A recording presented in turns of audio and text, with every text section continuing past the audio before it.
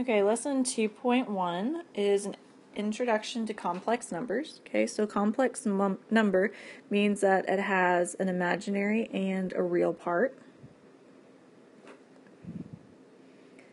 Okay, and it's probably going to have an I in it. Okay, so when we talked about I, we talked that I is technically equal to the square root of -1. Okay, and it's really useful for if I have a problem like the square root of -5. Well, you'll notice that your calculator gives you an error with this. Okay, because we cannot do the square root of a negative number.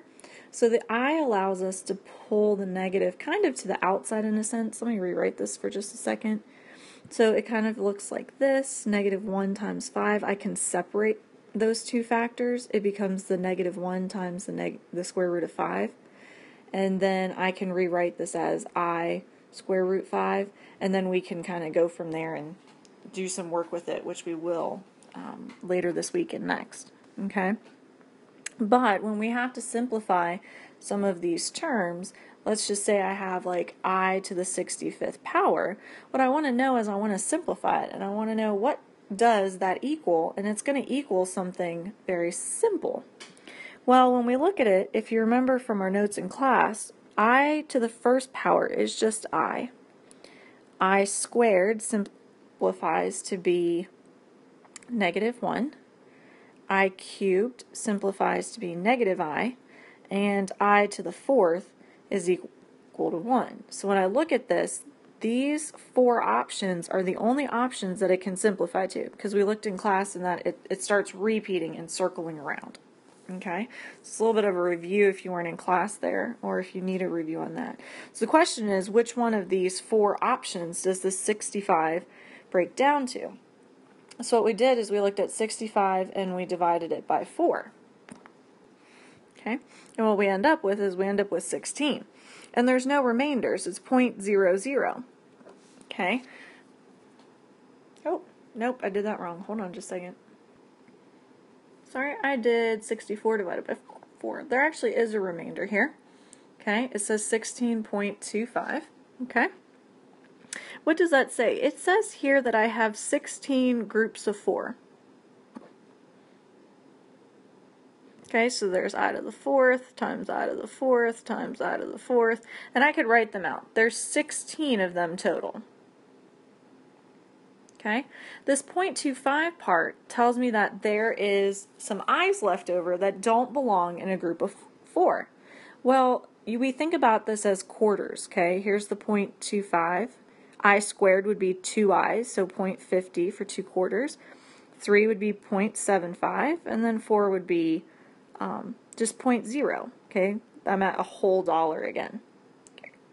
Okay, so let's see, 0.25 tells me that there's an I that's left over that's not in a group. Well, that makes sense, because 4 times 16 is 64, plus the one that's left over gives me my 65. Okay, so the answer to this is whatever I to the first power equals, because that's what the remainder says is left over. Because remember, all of these I to the fourth here, they're all just equal to 1. 1 times 1 times 1 times 1.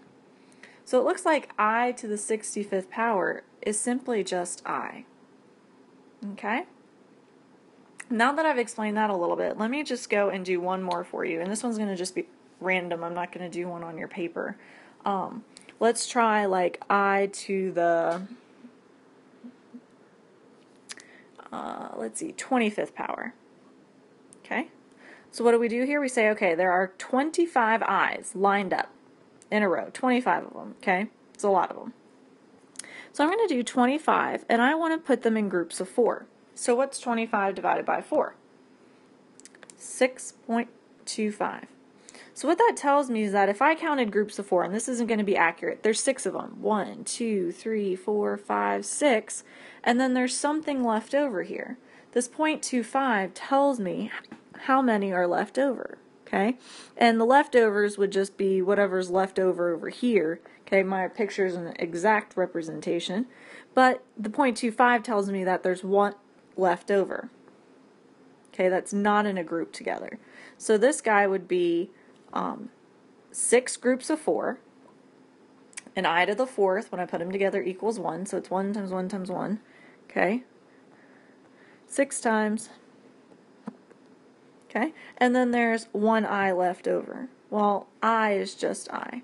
So the answer here is simply just I. He simplifies to just I. These two things are equivalent to each other. Okay? I hope that helps.